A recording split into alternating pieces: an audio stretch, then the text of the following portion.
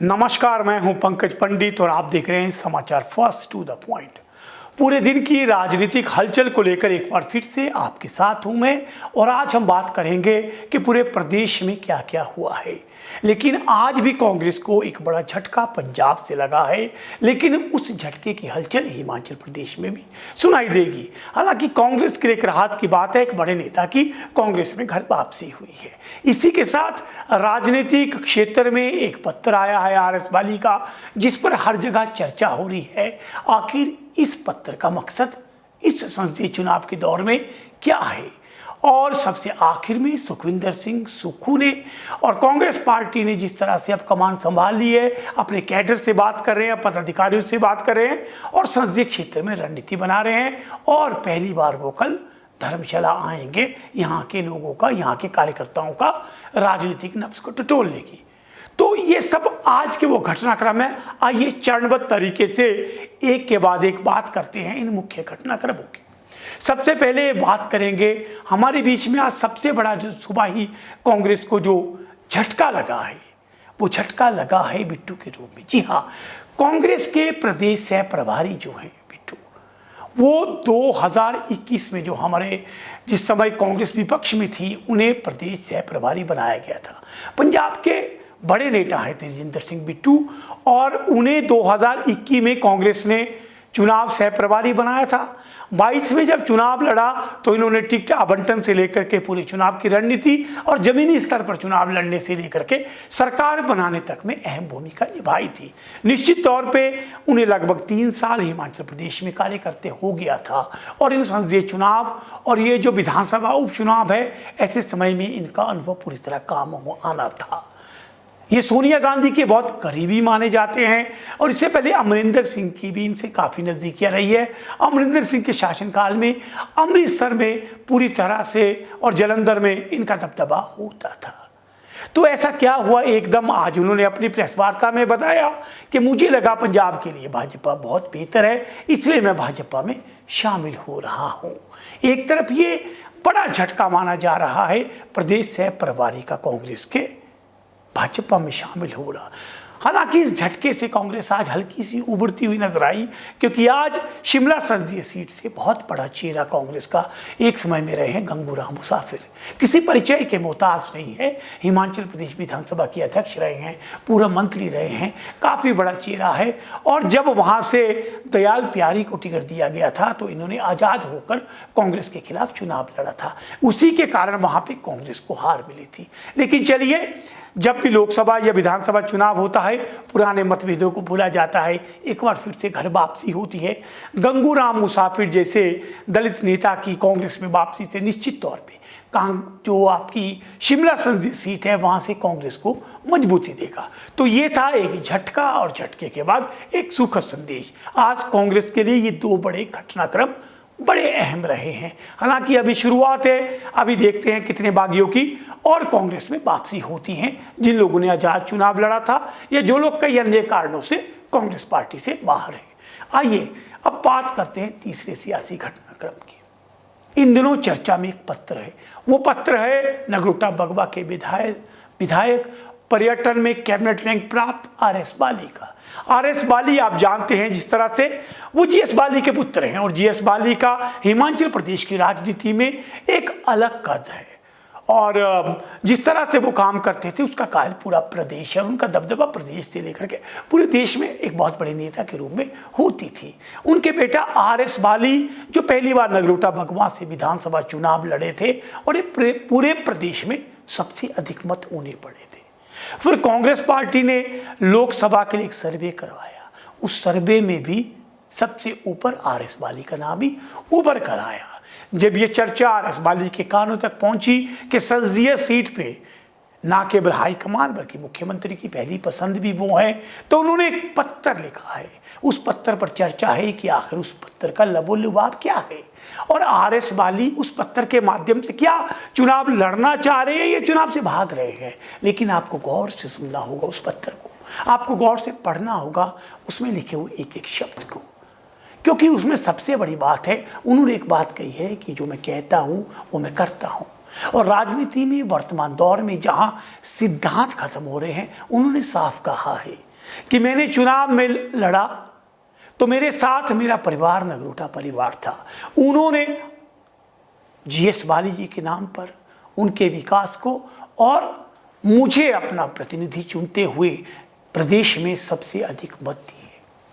ऐसे में निश्चित तौर पे जो मैंने उनसे वादे किए हैं, वो चाहे 5,000 रोजगार का हो, वो चाहे नगरोटा बगवा के सर्वांगीण विकास का हो, ये मेरी प्राथमिकताएं हैं। और निश्चित तौर पे अगर मैं इनसे हटता हूं तो कहीं ना कहीं ये सवाल जरूर उठेगा कि जो वादे आप विधानसभा में पूरे नहीं कर पाए तो क्या आप लोकसभा को मजबूत प्रतिनिधित्व दे पाएंगे। उन्होंने हाईकमान से साफ कहा है कि वो पार्टी का सम्मान करते हैं, चुनाव लड़ने के लिए पूरी तरह तैयार हैं, लेकिन फैसला नगरोटा की जनता करेगी, क्योंकि ये उनके हाथ में नहीं है।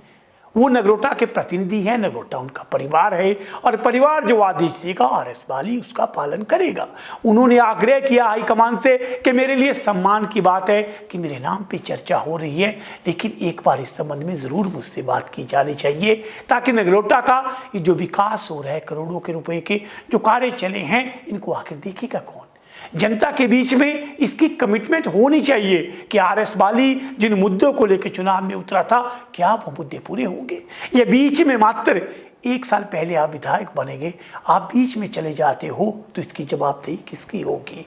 उन्होंने कहा हाईकमान इस संबंध में बात करे ताकि मैं अपने लोगों के बीच जाऊं, उनसे बात कर सकूं और अंतिम फैसला वो जनता ही लेगी। वो जनता जिन्होंने दुख की घड़ी में परिवार की तरह मेरा सहारा दिया है, वो जनता जो हमेशा जीएस बाली के साथ चली है, वो जनता जिसने आरएस बाली को आज कांगड़ा चंबा का सबसे बड़ा चेहरा बना दिया है।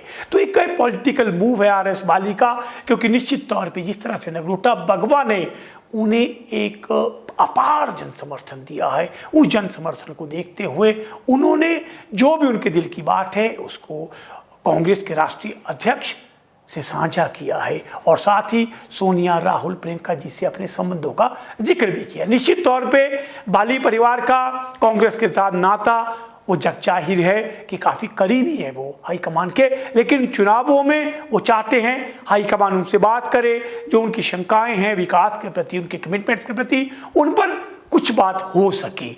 तो ये था वो राजनीतिक पत्र जो इन दिनों चर्चा पे पड़ा है। और आखिर में आते हैं हम लोग चुनाव पर। चुनावों को लेकर कांग्रेस पूरी तरह से सक्रिय हो चुकी है। कल मंडी संसदीय क्षेत्र की बैठक थी, वहाँ पे पूरी तरह से संगठन, सरकार सब मौजूद थे। सबसे पहले एक ज्वाइंट प्रेस कॉन्फ्रेंस हुई थी, वहाँ पर प्रतिभा थी, चीफ मिनिस्टर थे, डिप्टी चीफ मिनिस्टर थे।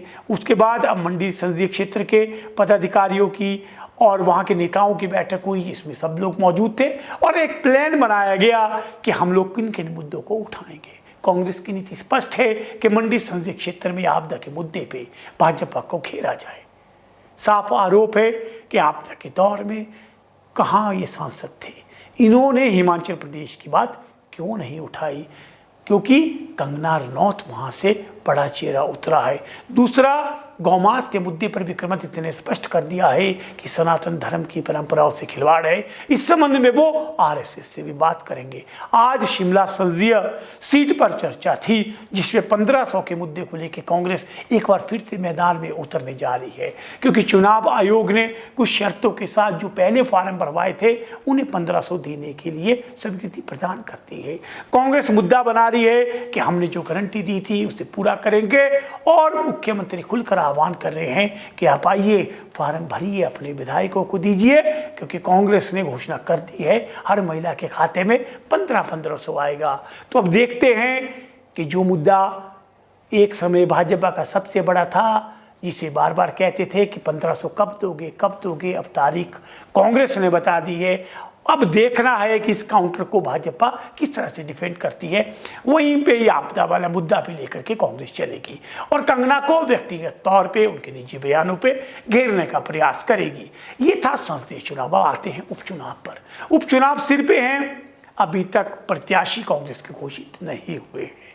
भाजपा ने प्रत्याशी से लेकर के प्रभारी सब घोषित करके मैदान में चुनाव की तैयारियां शुरू कर दी है। उसका लाभ बागियों को मिल रहा है।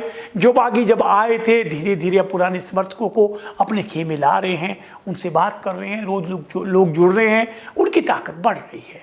तो ऐसे में मुख्यमंत्री सुखविंदर सिंह सुक्खू ने आगे बढ़ते हुए अब कमान संभाल ली है और वे कल यानी रविवार को वो दौरा करेंगे धर्मशाला का। धर्मशाला में सुखविंदर सिंह सुक्खू और सुधीर का प्यार जग जाहिर है। रोज सुधीर जिस तरह से वीडियो जारी कर मुख्यमंत्री के खिलाफ बयानबाजी कर रहे हैं और मुख्यमंत्री ने जिस तरह से उन्हें मुख्य सरगना करार दिया है, निश्चित तौर पे ये नेता आमने सामने हैं। कल मुख्यमंत्री के तेवर धर्मशाला में कैसे होंगे, इस पर हमारी पूरी तरह से नज़र बनी रहेगी। साथ ही उम्मीद है कि धर्मशाला में जो भी टिकट के दावेदार हैं, चाहे वो देवेंद्र जग्गी हैं पूर्व मेयर, चाहे पादा है, चाहे मनोज है, चाहे पूर्व में जो विजेंद्र कर्ण जो चुनाव लड़ चुके हैं, ये सब है। इसके बाद कहीं ना कहीं राकेश चौधरी भी दरवाजा कांग्रेस का खटखटा रहे हैं। ये सब वो चेहरे हैं जो इस समय टिकट की दौड़ में हैं। लेकिन इन सब से मुख्यमंत्री अलग अलग मुख्यमंत्री के जाकर मिल चुके हैं। लेकिन उम्मीद है कल सभी उम्मीदवार एक साथ बैठेंगे, कार्यकर्ता बैठेंगे, नंबर से तोलेंगे मुख्यमंत्री कि किसकी और जनता का समर्थन है, और वहाँ से वो जो फीडबैक लेंगे वो बड़ी अहम होगा कि धर्मशाला का टिकट किसे दिया जाएगा। तो जी हाँ, ये थी आज सारे दिन भर की पॉलिटिक्स बाजी जो कांग्रेस में चली, जो भाजपा में चली। भाजपा अपने चुनाव प्रचार में जुटी है। उनके सभी प्रत्याशी इस समय अपने कार्यकर्ताओं से मिल रहे हैं और अपनी बात को आगे बढ़ा रहे हैं। लेकिन अभी शुरुआत है, आखिरी चरण में चुनाव है, लेकिन माहौल धीरे धीरे धीरे गर्माता जा रहा है। जी हाँ, इसी के साथ आप सबको मेरी शुभ रात्रि, और कल एक बार फिर से आपके साथ मिलेंगे। कल के पूरे राजनीतिक घटनाक्रम को लेकर एक बार फिर से हमारी नज़र रहेगी, प्रदेश में हो क्या क्या रहा है। लेकिन आज कांग्रेस को एक झटका, एक सुखद संदेश, आरएस बाली का पत्थर जो चर्चा में है, और आखिर में संसदीय क्षेत्र में क्या बोले सुखविंदर सिंह सुक्खू, ये सब मुद्दे थे। और उम्मीद है आप हमारे साथ हर शाम इसी तरह जुड़ते रहेंगे, क्योंकि आप देख रहे हैं समाचार फास्ट टू द